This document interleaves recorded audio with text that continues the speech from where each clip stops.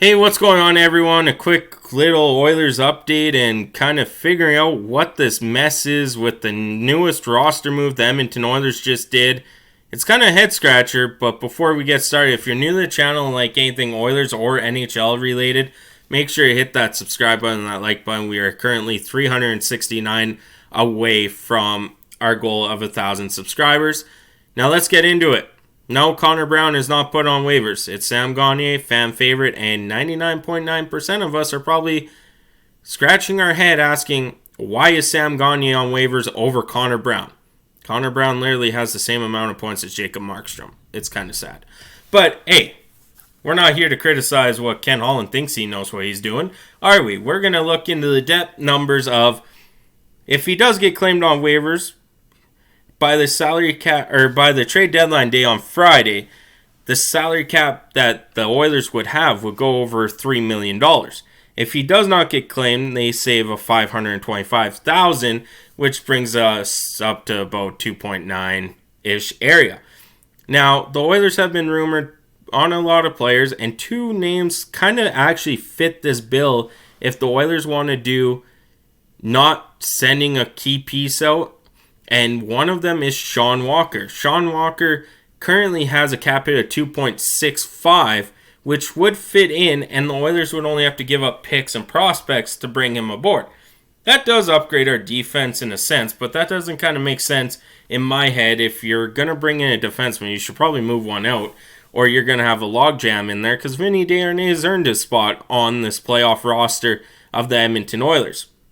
Now, the second one that's kind of been thrown around as the last few days has been Vladimir Tarasenko from Ottawa. He carries a $5 million cap hit. But if you get Gagner to the minors and say, well, say 2.85 to be on the safe side, he only has a $5 million cap hit. If Ottawa retains 50%, you don't actually have to trade another player either to get him under the salary cap. You just have to trade an extra pick or a prospect for Ottawa to retain 50%.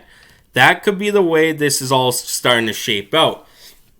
Now, this is just speculation of the numbers because I don't see why they would send Sam Gagner down considering we play tonight. If for some reason someone gets hurt during pregame, we have no bodies to fill in for that player. We are literally sitting ducks, and we're going to have to play... We'll have to play 11-6 if it's a forward that goes down because Sam Gagner is on waivers. He can't play tonight. So there must be something in the works here. You know, in reality, this does save a little bit of salary cap room for the Edmonton Oilers, but it's one guy that I wouldn't send down. If you actually look into the in-depth numbers, 5-on-5, goals for, goals against, shot attempts, all that, Sam Gagner is 100 times better than Connor Brown. But for some reason, Connor Brown's still in the NHL. I don't know why. Maybe because he can kill penalties, I guess. I really don't know. But there is something in the works here via trade because you don't send a guy down if just because. It does not make sense when the trade deadline's approaching and if an injury happens, now you're, SOL.